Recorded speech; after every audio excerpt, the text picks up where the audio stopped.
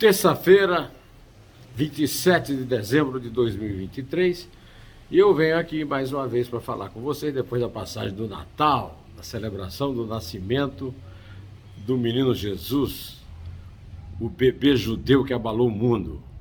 Pois é, eu quero contar para vocês que o Lula, no seu discurso natalino, condenou o ódio dos adversários. Nessa mesma fase do ano, o Zinho, o famoso miliciano, chefe de todas as milícias do Rio, foi se entregar à polícia depois que foi revelado o segredo do telefone celular da deputada Lucinha, ligada a essas milícias. Vou também lhes contar que o Palácio do Planalto andou adquirindo uma nova novelaria para o casal Lula e Janja, no custo de 68 milhões de reais. A situação, como vocês sabem, para o governo não está ruim, agora já para o pobre, né? A conversa é outra. Bom, eu quero aqui agradecer muito a você que continua me acompanhando com muito fervor, com muito carinho, com muito amor, né? E quero pedir que você peça aos seus amigos para subirem este vídeo que eu estou gravando agora, que você vai compartilhar para os perfis deles. Bom, para começo de conversa, no fim do ano viemos com esse presente de Natal. Papai Noel apareceu lá no Palácio Presidencial com novos móveis para uma reforma. Não é apenas a democracia do amor, é a democracia do móvel moderno. 68 milhões e meio de gastos com móveis. Tem, por exemplo, um sofá de 65 mil reais, tem um tapete de 114 mil reais, coisas do gênero. Você já sabe que como os governos brasileiros, a elite brasileira gosta de gastar o nosso dinheiro, e da mesma forma como gosta de tirar o dinheiro do nosso bolso em impostos, né? Nessa ocasião, o presidente Lula fez um discurso condenando o ódio dos outros, o ódio dos adversários. O discurso é a democracia do amor, ela condena o ódio dos adversários, que são fascistas, na definição deles. Aliás, eu quero contar para vocês que eu dei uma aulinha sobre fascismo, em especial ao presidente Lula da Silva, no meu artigo que eu publico semanalmente, às sextas-feiras, na revista Cruzoé e no Antagonista. O título é esse mesmo, uma aulinha sobre fascismo para Lula.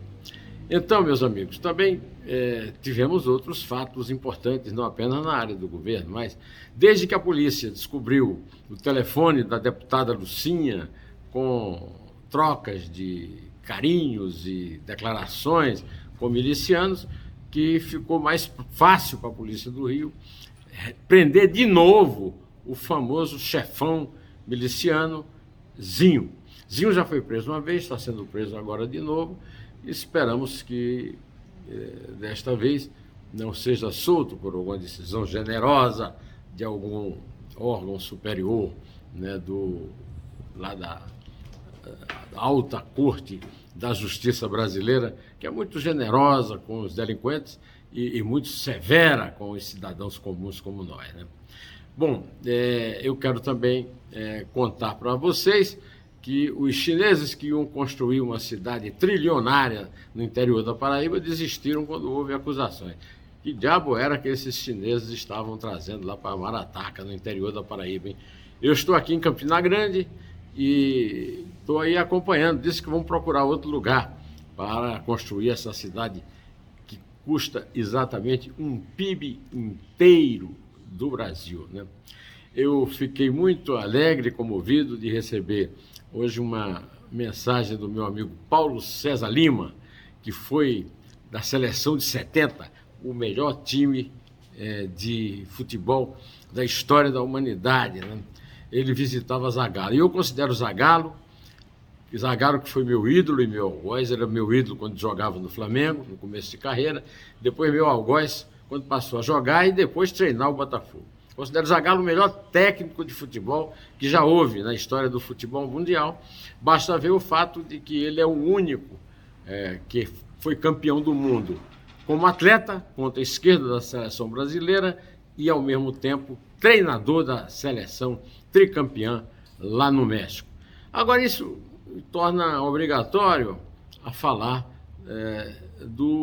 da goleada que o Manchester City, do Pep Guardiola, deu no Fluminense, 4-0, na Arábia Saudita, na decisão do Campeonato Mundial de Clubes.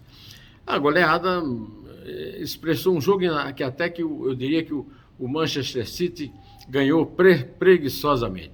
E não faltou a confusão do famoso zagueiro que começou no Flamengo, que jogou no exterior e que provocou a desclassificação do Brasil na Copa da África, deslocando o goleiro Júlio César, da seleção brasileira, no jogo contra a Holanda, no qual o Brasil se despediu daquela Copa.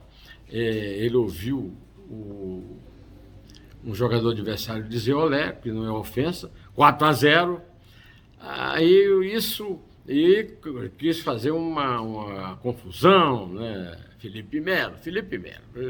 Eu estava pensando em não dizer o nome dele, mas é público e notório, vamos falar. Felipe Melo. E eu quero dizer que, mais ou menos, o Santos já apanhou de 4-0 numa final do Campeonato Mundial, né?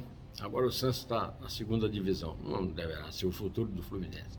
Mas eu acho que foi, assim, uma coisa, no mínimo, sui generis, o Fluminense concordar com a entrevista de Pep Guardiola, que disse que o Fluminense preocupou, porque o Fluminense, quando no começo do jogo, tinha aquele passe curto que é próprio do futebol brasileiro, e o Guardiola sempre fala no pai dele, que era fã do futebol brasileiro, da seleção de 58, que ele considera um grande time, e era mesmo, e todos levaram a sério isso.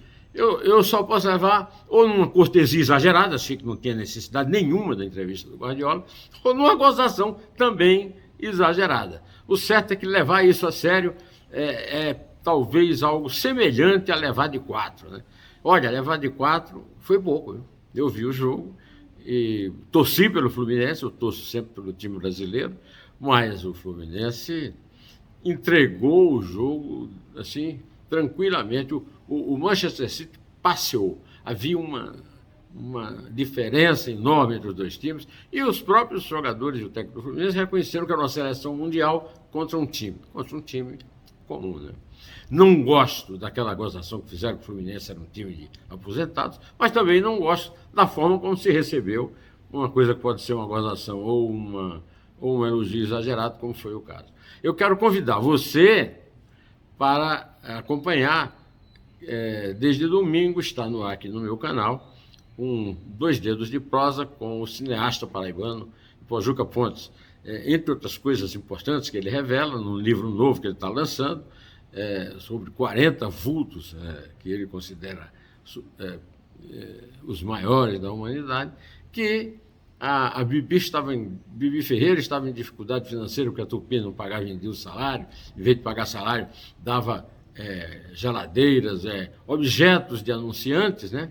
E o Paulo Pontes, irmão dele, um gênio do teatro brasileiro, escreveu para ela, que era a mulher dele, musicais como O Homem de La Mancha, Brasileiro, Profissão e Esperança, nos quais ele ganhou muito dinheiro. Eles ganharam muito, o casal ganhou muito dinheiro, e o Pojuca também, que o Pojuca, que eu entrevistei, acompanhou isso de perto, uma vez que era o produtor desses espetáculos. E também foi produtor de uma comédia clássica do teatro brasileiro, que fez muito sucesso no Brasil inteiro, que é um edifício chamado 200. Vou ficando por aqui, direto ao assunto. Em té!